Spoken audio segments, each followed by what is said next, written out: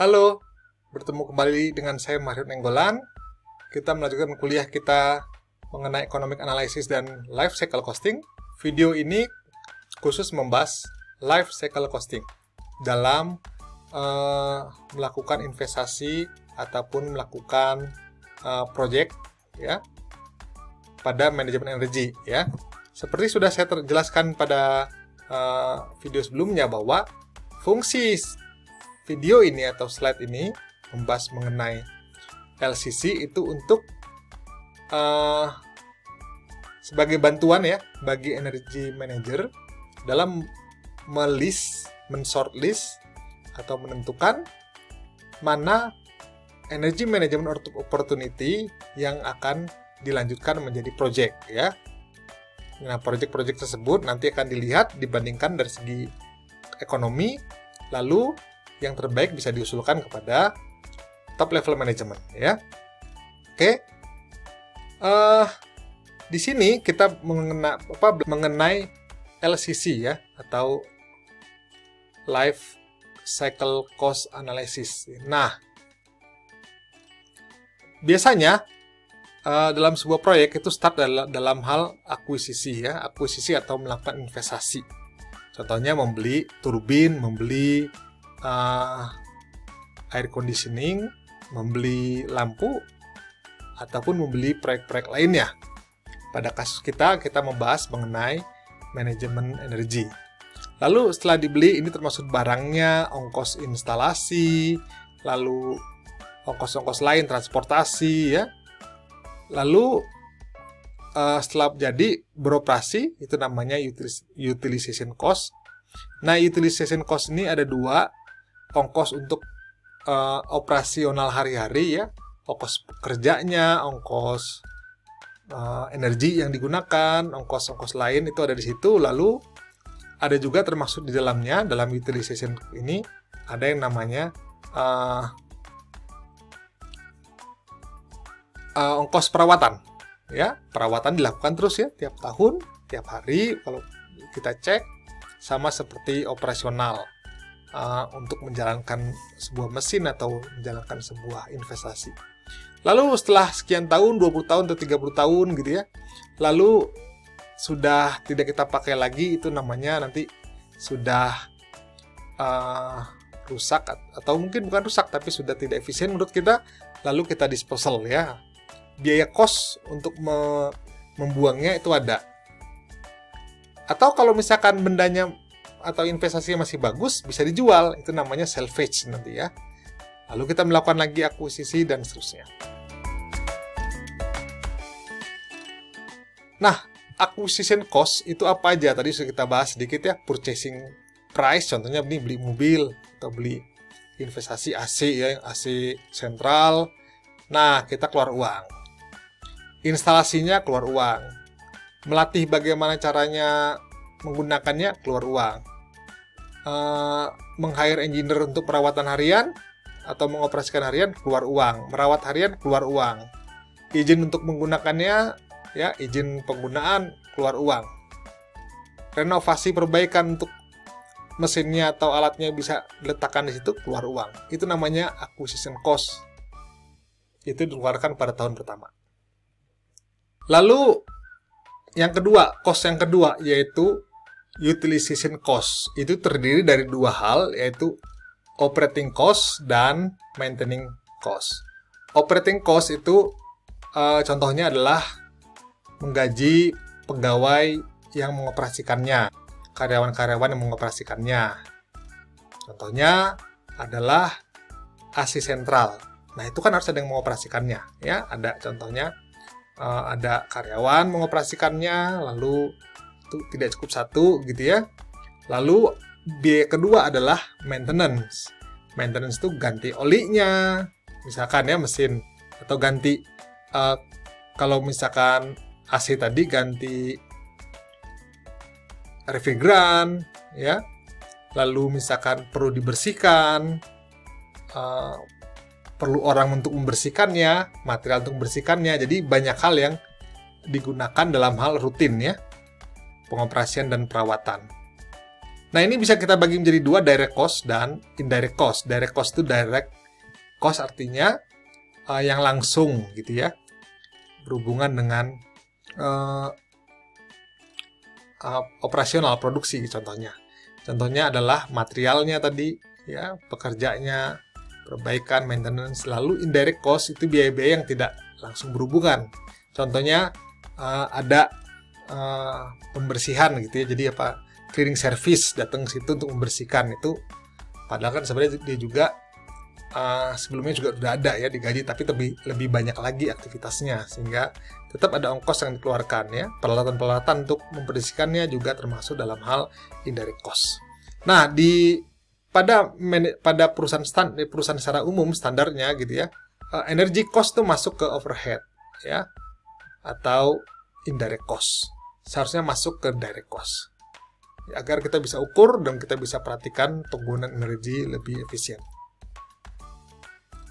Lalu cost yang ketiga, yang terakhir, namanya disposal cost. Disposal cost ini adalah ongkos yang kita harus keluarkan. Kenapa kita keluarkan? Karena misalnya kita pasang AC sentral lalu udah rusak, sudah kita mau ganti gitu ya, mau datang AC baru, harusnya kan kita pindahin tuh. Kita pindahin itu perlu uang. Bahkan kalau misalkan kita nggak mau pakai, kita buang gitu ya, perlu uang juga. Terutama negara maju nggak sembarangan buang-buang benda ya.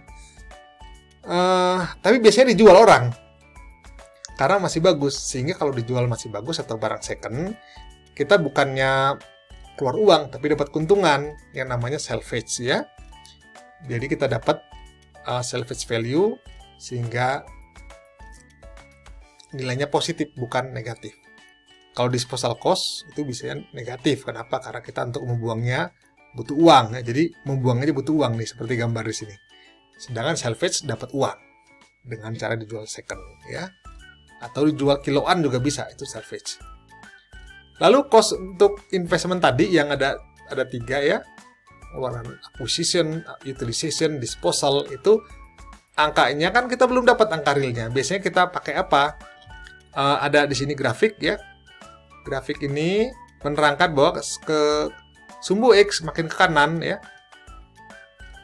mendekati fakta ya, ke kiri persepsi. Jadi pendapat kita bagaimana, kayaknya harganya sekian gitu ya. Nah, itu persepsi. Kalau fact itu ambil data. Dari segi akurasi, ke atas makin akurasi, ke bawah makin, yang penting adalah estimasinya gitu ya, quick and dirty. Contohnya expert judgment itu masih persepsi ya, dan juga quick and dirty. Jadi cepat, kira-kira investasinya 200 jutaan lah gitu ya. Apakah 200 jutaannya itu jadi 400 juta? Belum tentu, ya itu bisa aja gitu ya. Atau nggak nyampe, itu namanya judgment. Lalu ada namanya 3-point estimate, kita punya data ya, optimistik ya, paling mahal, paling murah, yang optimistik lah. Jadi tengah-tengah ada 3. Paling mahal, perkiraan paling mahal, perkiraan paling murah, lalu harga tengah ya. Kita ambil harga tengah di tengah-tengah. Atau kita bisa rata-ratakan. Lalu ada komparatif estimasi, karena proyeknya belum pernah ada. Kita compare lah dengan misalkan dari segi mengerjakan gedung atau membuat gedung pendingin 1 bulan di perusahaan lain. Kita pengen bikin yang mirip segitu, kira-kira sebulan juga, ongkosnya mungkin sama. Bahkan proyek yang berbeda, tapi kira-kira pengerjaannya sama atau kerumitannya sama, bisa kita estimasikan gitu ya. Lalu parametrik estimasi dan juga bottom up estimate. Jadi makin ke kanan itu makin mendekati fakta ya. Lalu di slide berikutnya ya, kita mulai masuk ke life cycle costing.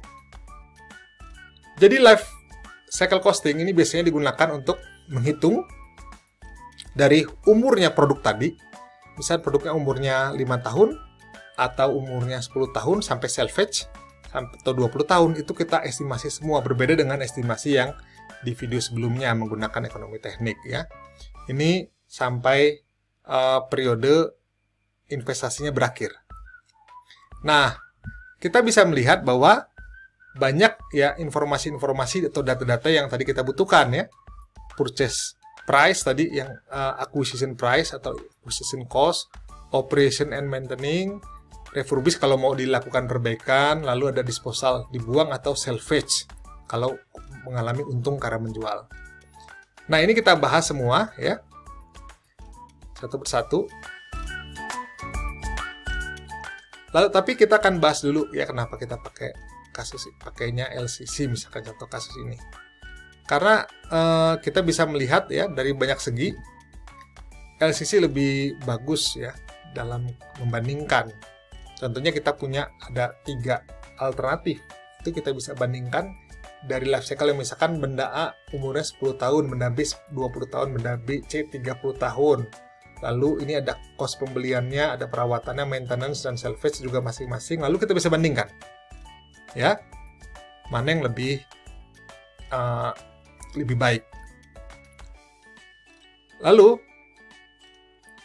kalau misalkan tadi kita punya angka-angka umur yang berbeda, angka umurnya misalkan proyeknya punya umur satunya tadi 3 tahun misalkan ya, lalu satunya 5 tahun, maka kita harus compare dalam span waktu yang lebih panjang, yaitu 5 kali 3 contohnya 15 tahun untuk waktu studi periodnya gitu. Lah, misalkan kita punya tadi ya, ini 3 tahun 5 tahun 15 tahun, artinya ini 3 kali 5 kali beli ya, 5 kali beli artinya 5 kali misalnya dijual nih, seperti turbin lingkaran ini salvage, 5 kali investasi dan perawatan selama 15 tahun. Lalu ini belinya berapa? 3 kali. Biaya investasi 3 kali, biaya dapat uang salvage 3 kali juga, lalu biaya perawatan 15 tahun juga.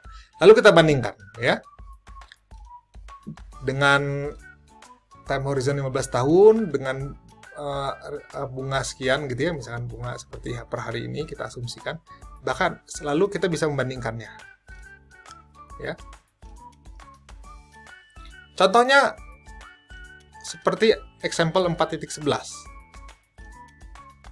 Pada example 4.11 ya, misalkan kita membandingkan antara 2 alternatif, yaitu alternatif energy efficient air compressor, jadi air compressor yang lebih canggih gitu ya, dengan standar air compressor. Ini angka-angka uangnya. Misalkan kompresor cost-nya 30.000 US, lalu maintenance-nya 1.000 tiap tahun selama 10 tahun, energi cost-nya 6.000 per tahun, lalu yang standar air compressor harganya 25.000, butuhin sekitar 500 perawatannya, kalau tadi 1.000 ya, sepertinya lebih murah, harganya 30.000 dengan 25.000 lebih murah ya. Lalu dia cost energinya 10.000. Nah ini, tadi kan efisien 6.000 setahun, ini 10.000 lebih mahal. Bunga 10%. Mana yang mau kita invest? Ya. Alternatif 1, kompresor yang efisien atau standar. Maka kita akan mulai masuk ke LCC ya. Oke. Alternatif 1 ya, kita invest 30.000 pada tahun ke-0 saat ini misalkan ya. Lalu yang kedua 25.000. Lalu ada ongkos gitu ya, perawatan 1.000. Lalu biaya energi 6.000, jadi 7.000 nih tiap tahun sampai tahun ke-10. Yang keduanya 25.500 ya, tambah 10.000 ya, 10.000 ini energinya, 500 perawatan, jadi 10.500 terus sampai sekian.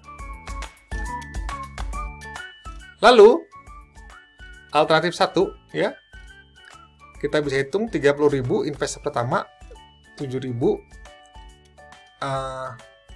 yang dikeluarkan gitu ya.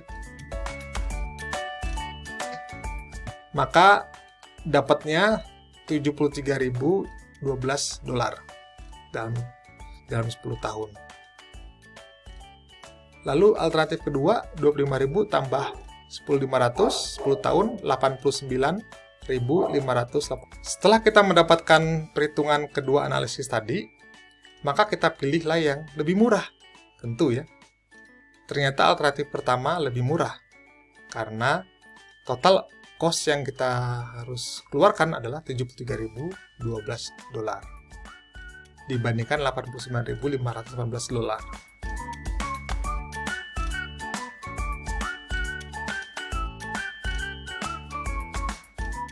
Lalu kita membahas topik berikutnya ya, depresiasi atau nilai sebuah benda yang semakin menurun. Kenapa? Karena nanti kita bisa menentukan ongkos ataupun ongkos untuk membuang atau uninstall sebuah instalasi ataupun menjualnya yang disebut salvage value. Nah, salvage value itu selalu turun. Seperti gambar di sini ya. Nah, jadi misalkan kita membeli sebuah investasi, ya, investasi contohnya, kalau investasi contohnya rumah, harga bisa naik, tapi kalau barang habis pakai, seperti AC ataupun mobil, motor, peralatan, itu harganya turun. Kenapa? Tiap tahun harganya semakin turun karena semakin usang, makan waktu ya. Nah, biasanya kita akan analisis lebih dari setahun, nggak hanya setahun ya. Nah, ini contoh depresiasi. Kita misalkan dari yang paling rendah 3 tahun ya. Material-material khusus, peralatan khusus, special tools untuk manufacturing biasanya umurnya 3 tahun. Kenapa? Karena dipakai buat manufaktur ya, memproses benda. Jadi umurnya pendek, 3 tahun.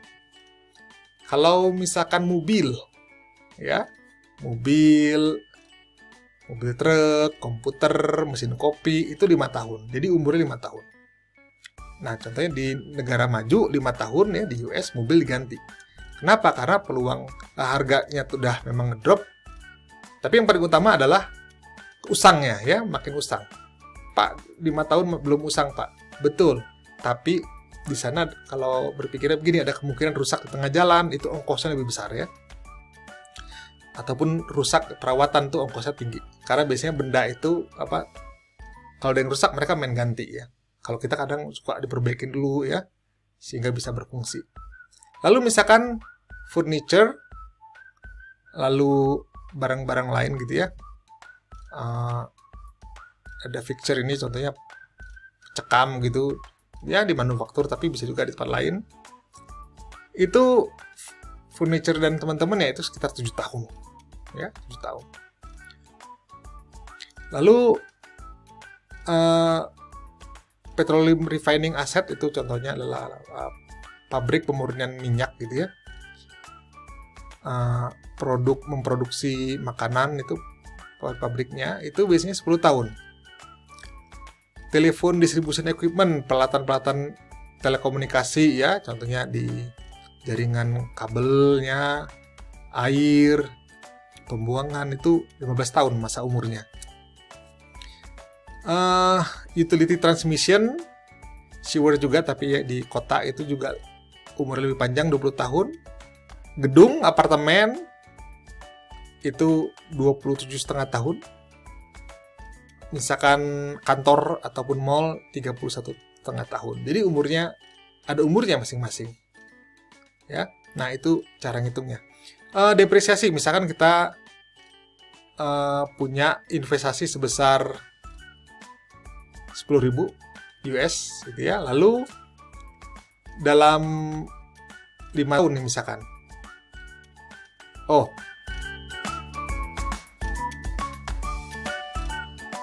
pada tahun kelima ya, dipakainya berapa tahun, 4 tahun gitu ya, tahun pertama nih, jadi pada tahun kelima 5 tahun berapa gitu ya.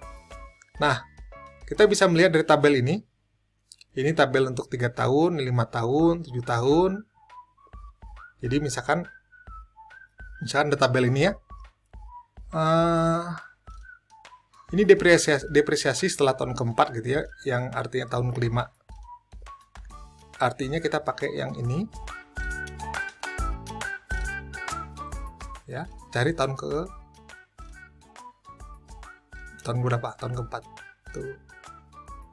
Jadi bisa beli awal tahun 2021 ya, belinya. Lalu tahun 2000, awal 2022, 2003, 2004, 2005 nih ya, 2025 maksudnya. 11,52. Ya masukin aja 10.000 US kali 11,52% atau 0,1152 sama dengan 1.152. Artinya ya pada tahun keempat, setelah lewat tahun keempat ya, 4 tahun dipakai, harganya yang awalnya 10.000 US dollar menjadi 1.152 US dollar. Gitu ya. Nah, ini adalah exercise yang akan kita kerjakan pada hari ini. Anda diminta untuk menghitung atau membandingkan saat ini perusahaan menggunakan lampu pijar ya, incandescent lamp 60 watt, ada butuh 50 buah lampu, lumennya 800, aslinya bukan 800 ya, 700 berapa tapi hampir 800. Umurnya itu 750 sampai 2000 jam. Ya, kamu cari aja nanti perhitungan umurnya. Kamu bikin 1000 boleh, kamu ambil 750 boleh, ya. Lalu lampu CFL 13 watt 800 lumen juga. Umurnya 10.000 sampai 20.000 ya. Ini juga harganya ada ya. Lalu lampu terakhir adalah lampu LED 12 watt 800 lumen juga, umurnya 25.000 sampai 50.000 jam. Harganya dari 8.000, 28.000 dan 40.000. Silakan kamu hitung, kamu pilih kira-kira ya mana yang paling baik dalam segi cost ya. Jadi kamu lihat ya, umurnya berbeda-beda, wattnya berbeda-beda. Kamu bisa asumsikan untuk ongkos memasangnya harganya sama karena nggak terlalu beda ya. Lalu karena ini umurnya pendek, ongkos masang lebih banyak ya. Salvage cost-nya anggap saja 0. Lalu kamu bisa hitung. Oke? Sudah jelas semua ya. Terima kasih atas perhatiannya, sampai jumpa. Saya Mario Nenggolan.